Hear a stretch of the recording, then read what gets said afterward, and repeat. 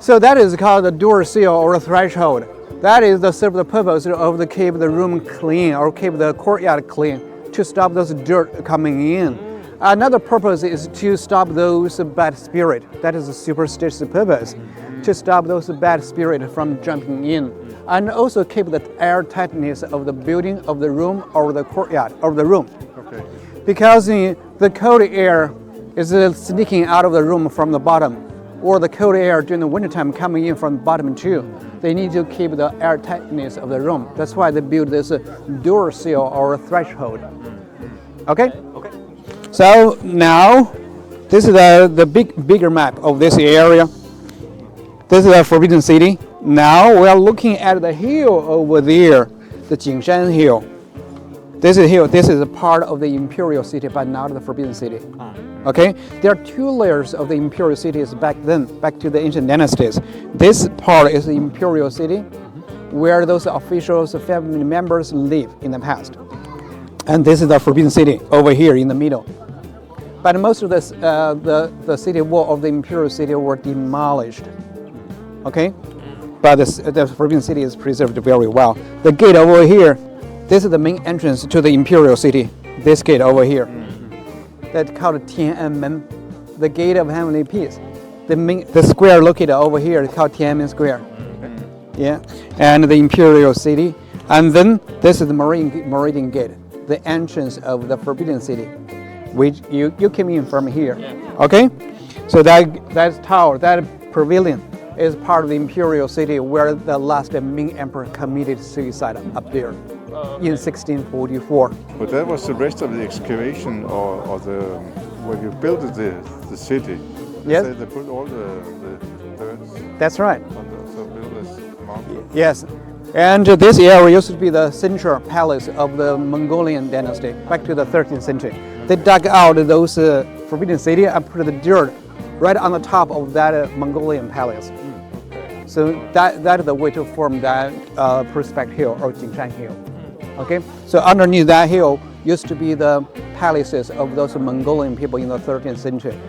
They formed the dynasty called Yuan and occupied this area for nearly 100 years. That building divided into three parts: the middle chamber and the two chambers stand on the both sides of it. The middle chamber were the places where the emperor to handle state affairs on a daily basis. They spend most of the time in this area. And the two chambers on the both sides of it used as the sleeping chambers for the emperor.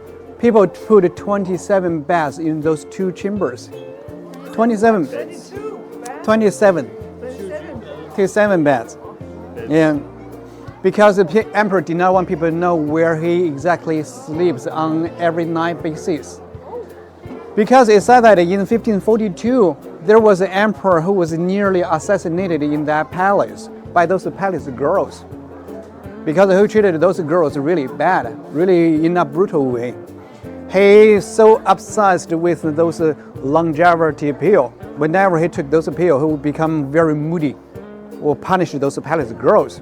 And those palace girls saw that, hey, why not kill him before he got killed by this emperor? So, yeah.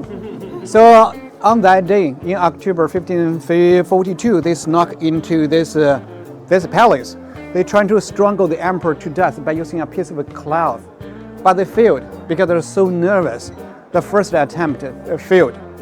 And then they stabbed the emperor by using their hairpin, but failed again. And then there was one palace maid who betrayed all those other girls and reported this incident to the empress. The empress arrived with the guard to subdue all those palace maids, and then they all got killed. That was the incident happening here. Later on, emperor put 27 beds in this palace. On April 24th, 1644, right in this palace, the last emperor, Chongzhen, who summoned his minister to fight those rebels off, but nobody responded. He called in his empress right in this palace and asked her to commit suicide. She did it, and by hanging herself. So which marked, and then the emperor went away to that hill with one eunuch, and then committed suicide, which marked at the end of the Ming dynasty. And the last major event ever held in this palace was on December 1st, 1922. The wedding ceremony for the last Emperor Puyi was held here in this palace. There are many buildings standing in this courtyard in this area. The one over here, right next to this gate, was the place called the Department of Respectful Affairs. Their main job was to oversee those ladies, palace maids, and eunuchs in the Forbidden City. And then another job for them was to draw down all those emperor's daily activities, especially the activities with those ladies, intimate activities with the ladies. Because the emperor had so many women, they need to keep the detailed record. Whenever the emperor had the activities with those ladies, for the future verification of the pregnancy.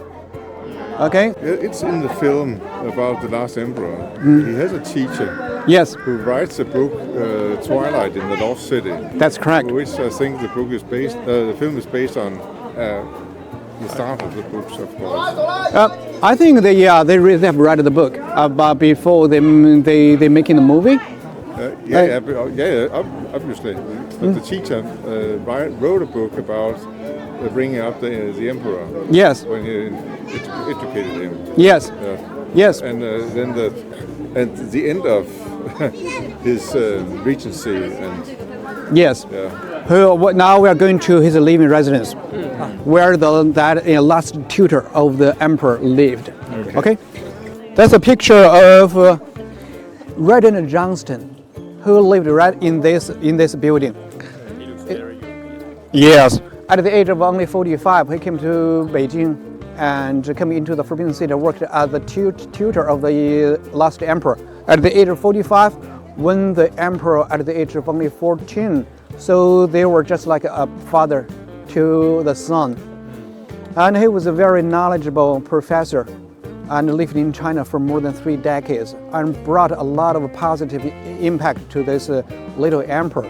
Under his influence, the emperor started to wear the glasses and cut out his queue and installed the first telephone in the Forbidden City, as well as riding the bicycle in the Forbidden City. He introduced the bicycle to the Forbidden City, and who accompanied the emperor with many years in the Forbidden City. But together with the emperor, who was kicked out, they were kicked out of the Forbidden City in 1924, and who went back to London and worked as a professor of Chinese at the University of London, who wrote out a book entitled, that's actually a memoir, titled From the Twilight of the Forbidden City, because which chronicling the close relationship with the last emperor. And died in 1938 at the age of only 63, never married, and who bought an island in Scotland. And whenever there's a Chinese New Year, he would put on the Chinese official uniform to entertain his friends. He was so proud of being the teacher of the last emperor. Yeah. So if I had a chance, you can read that book, The Twilight of the Forbidden City, who accompanied the last emperor, walked through many twilight of the Forbidden City, as well as the twilight of the Forbidden City being used as the living residence of the emperor.